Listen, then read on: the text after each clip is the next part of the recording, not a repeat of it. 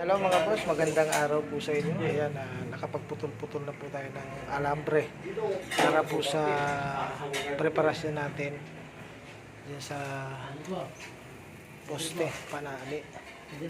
Kasi Boy Paling, yan, medyo malalim na po yung hukay niya, konti na lang.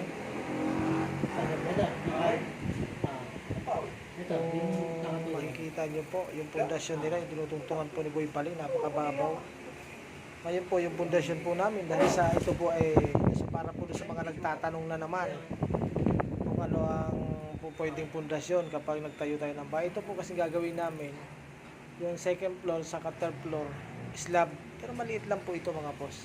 Kaya ang pundasyon po namin mula doon sa elevation niya sa kalsada, pundasyon po, meron po kami hinuhukay na 1 meter by 120 ang lalim, 1 meter po yung lapad. Yan po yung hinuhukay ni Boy Paling.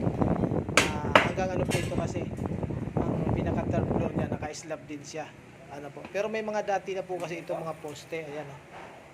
Ayan po, bali tinabihan na lang po namin para hindi na namin tibagin yung dati. Dahil dito po sa lugar na ito, bawal pong tibagin yung pader na yan.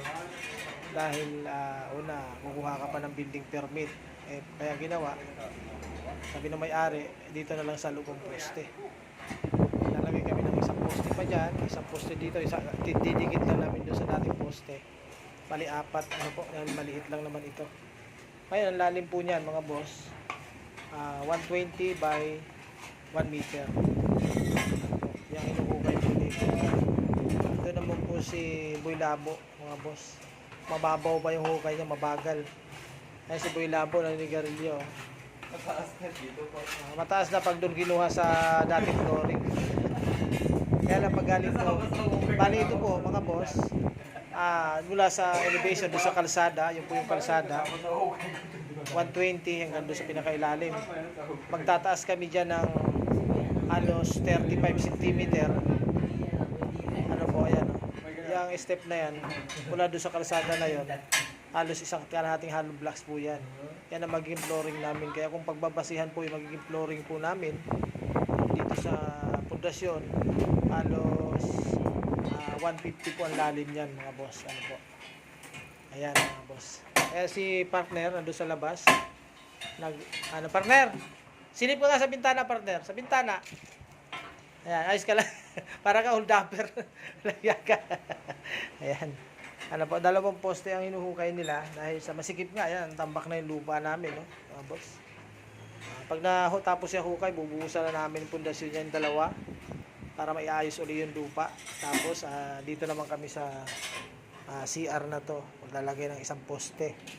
Tapos, dito po, mga boss. Ano po?